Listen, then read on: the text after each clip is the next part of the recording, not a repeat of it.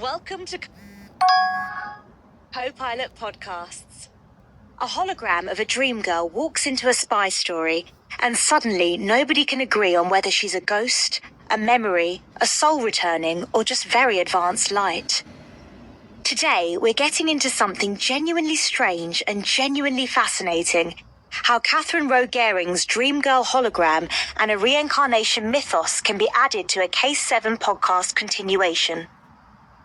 By the end of this episode, you'll understand why holograms have always been about more than technology in fiction, what reincarnation mythos actually brings to a spy narrative, and what the research says about the ethics and storytelling power of digital presences that refuse to stay gone. My co-host has been deep in this material, so let's hand it over. What is the first thing people need to understand about dropping a hologram and a reincarnation thread into a continuation story? The first thing is that continuation storytelling has a very specific set of rules, and they're not soft suggestions. Bond expert Mark Edlitz, who wrote Keeping Seven Alive, Conversations with James Bond Continuation Authors, has talked extensively about the challenge continuation authors face when stepping into Ian Fleming's shoes. The question is always, how do you maintain a consistent universe while actually pushing the story somewhere new? Right, and Ian Fleming himself only wrote 12 original Bond novels and 2 short story collections.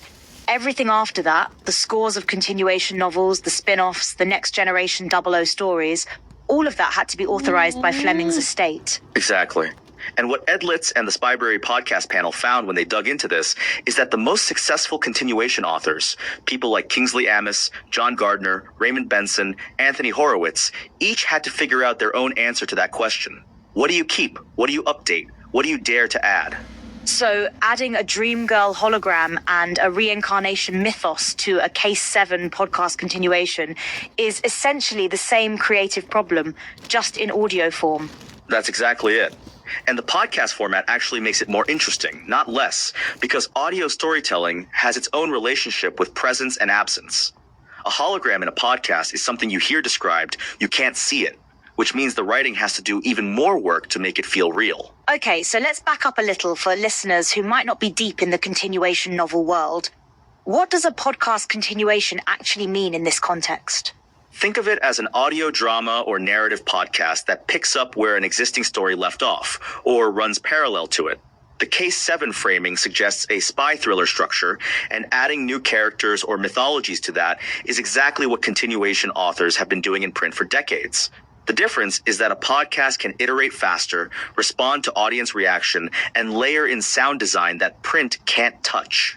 And the Dream Girl hologram is one of those additions, a character who exists as a holographic projection, which, when you think about it, has a really long history in fiction. A surprisingly long history, actually.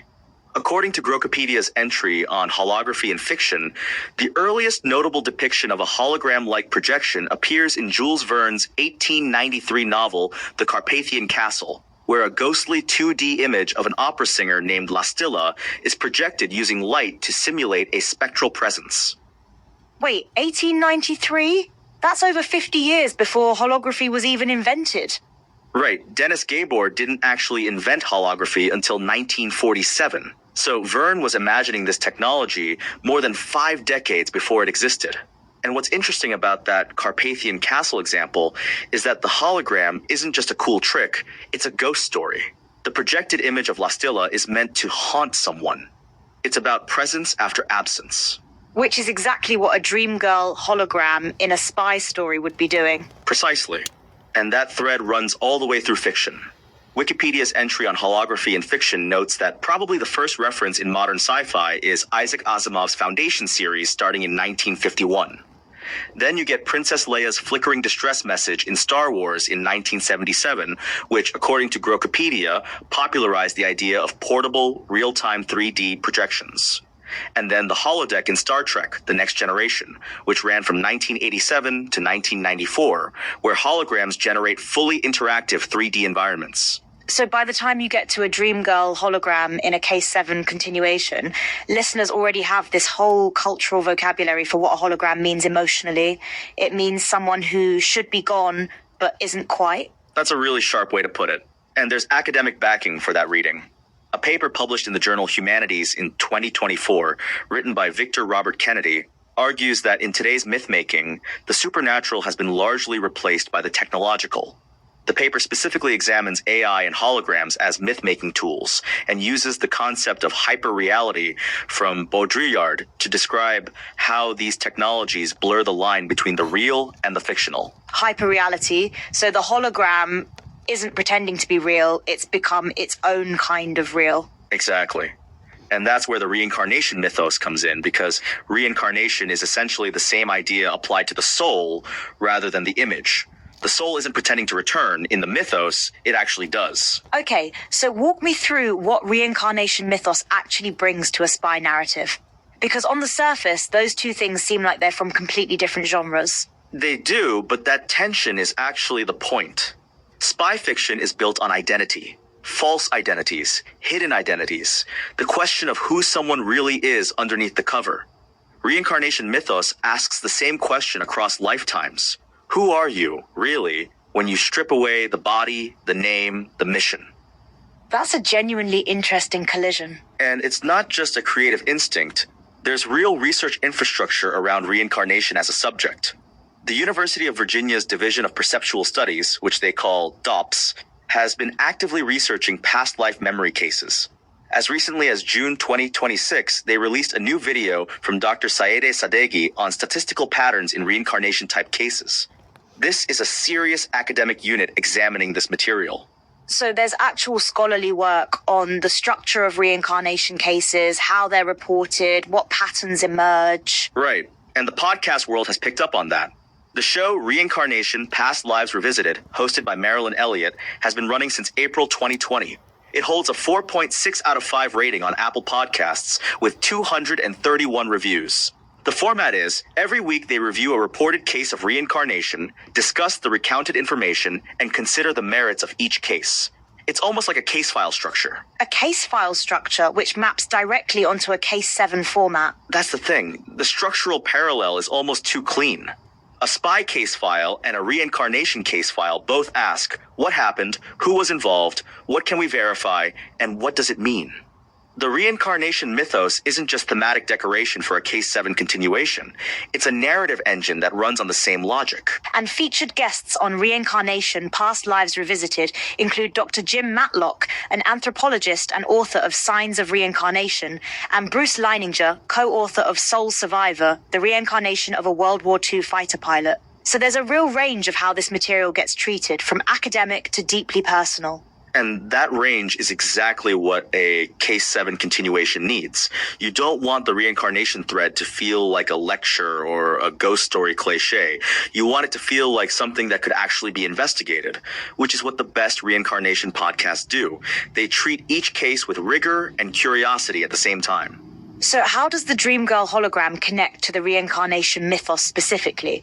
Because right now they feel like two separate editions, a tech element and a spiritual element. That's the right question, and the answer comes from some really interesting research on digital identity.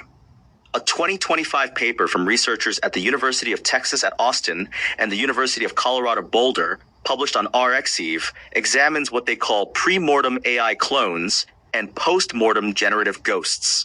The distinction is important. A pre-mortem clone mimics a living person, while a post-mortem generative ghost mimics someone who is gone. And a Dream Girl hologram in a spy story would be which one? Almost certainly a post-mortem generative ghost. She's a holographic projection of someone who is absent, possibly dead, possibly lost, possibly from another life entirely if the reincarnation mythos is in play. The RxEve paper argues that these digital entities raise critical questions about identity fragmentation, consent, and what it means to preserve someone's presence beyond their physical existence. Identity fragmentation, that's a phrase that hits differently in a spy context, where identity is already the central weapon. Exactly, and that's where the Dream Girl hologram becomes more than a character. She becomes a thematic argument. If she's a hologram of someone who has also, within the mythos, reincarnated, then you have this layered question. Which version of her is real? The projection? The new life? The memory? That's genuinely rich territory for a continuation story. And the RxEve paper specifically flags that as these AI clone entities become more autonomous, concerns about consent, ownership, and accountability become increasingly complex. which in a spy story translates to who controls the hologram and what are they using her for? That's a perfect plot engine. The hologram as a tool of manipulation, or surveillance, or grief, and the reincarnation thread as the wild card that suggests she might not be entirely under anyone's control, because something of her persists that the technology didn't create. I want to go back to the continuation novel challenge for a second, because Mark Edlicks's point about maintaining a consistent Bond universe feels really relevant here. How do you add something as metaphysically unusual as reincarnation to a spy universe without breaking it? The Spyberry podcast discussion with Edlitz is actually instructive on this. They talk about how different continuation authors were given varying directives. Some were told to stay close to Fleming's style, others had more latitude. The ones who succeeded tended to find the emotional core of what Fleming was doing and honor that, even when the plot went somewhere new. So the emotional core of the Bond universe is what? Danger, desire, identity, mortality? All of those, and specifically the tension between intimacy and loss. Bond is always losing people. The women in his life are almost always taken from him, or leave, or die. A Dream Girl hologram fits that pattern almost too well. She's the ultimate version of someone Bond can't quite hold on to. And the reincarnation mythos gives that loss a different shape. Instead of just grief, there's the possibility of return, which is either comforting or terrifying depending on how the story plays it. Right. And the research on reincarnation podcasts suggests audiences are genuinely open to sitting with that ambiguity. The Past Lives with Myra Rath podcast, which focuses on past life regression therapy, has a 5 out of 5 rating on Apple Podcasts with 351 reviews and 35,000 Instagram followers.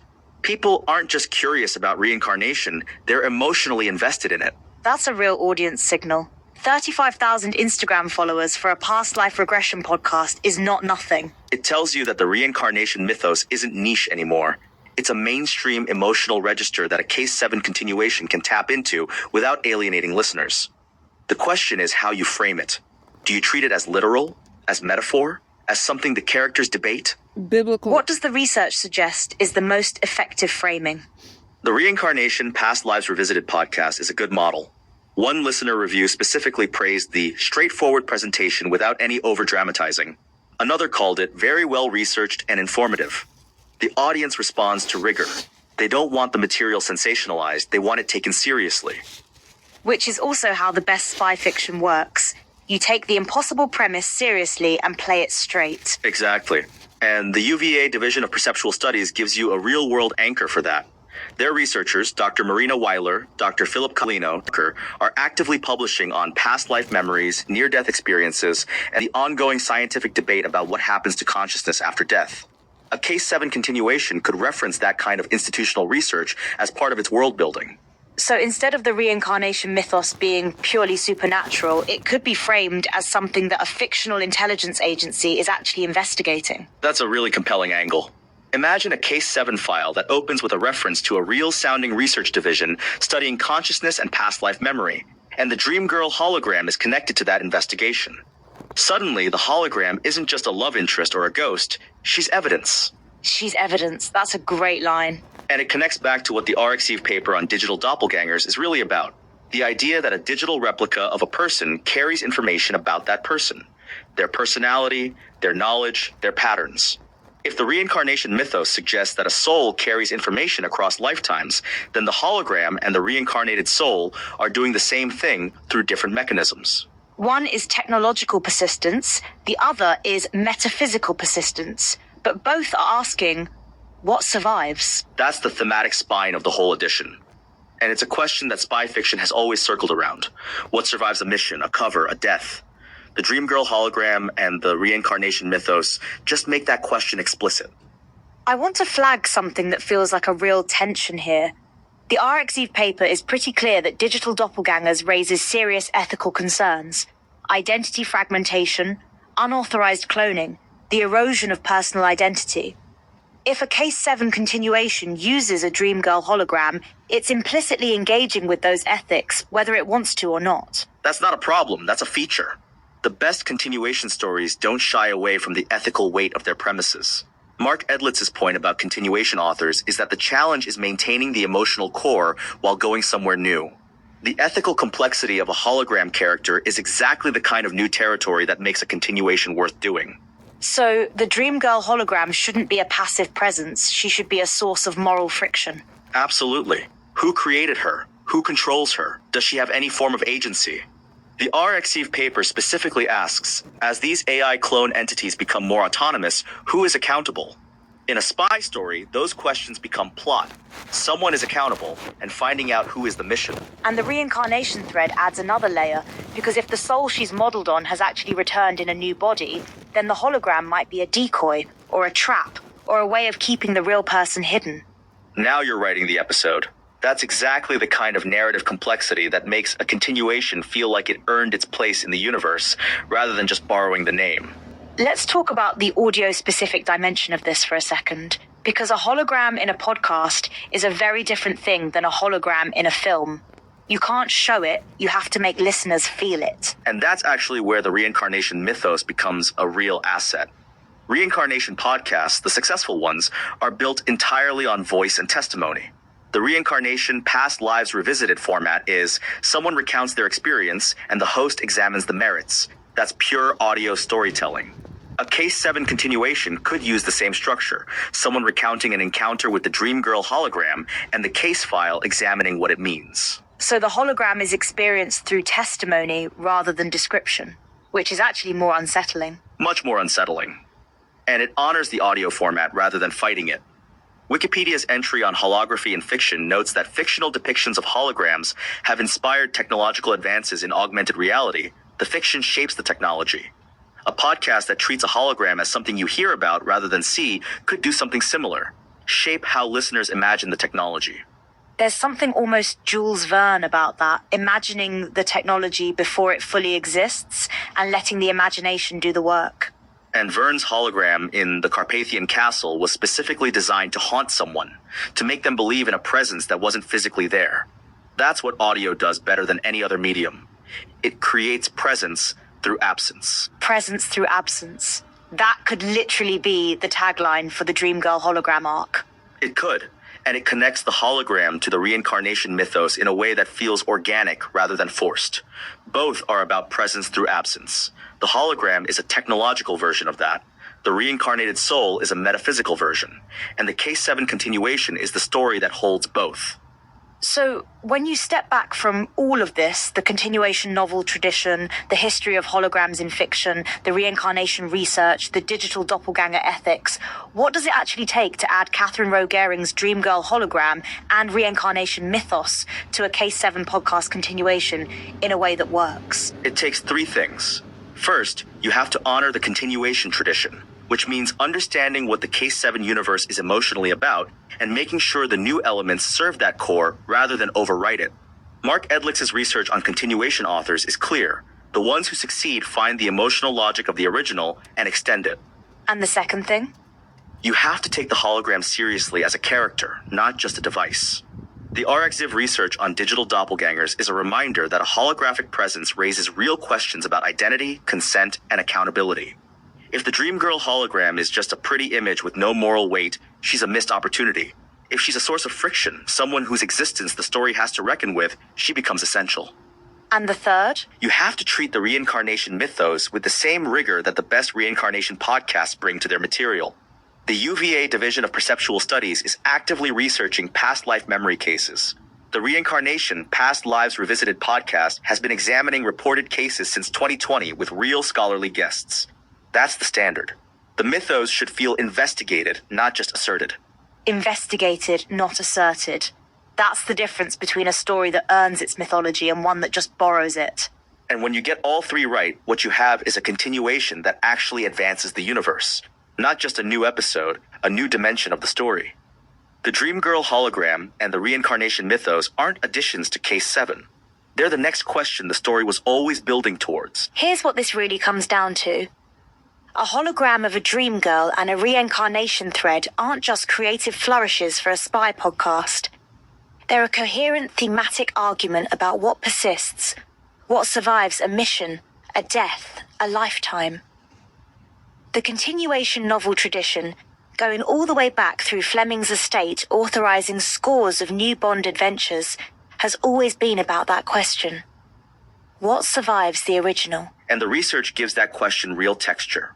The RxEve paper on digital doppelgangers, the UVA Division of Perceptual Studies' ongoing work on past life memory, the success of reincarnation podcasts with audiences who want rigor alongside wonder, all of it points to the same thing. People are genuinely asking what survives.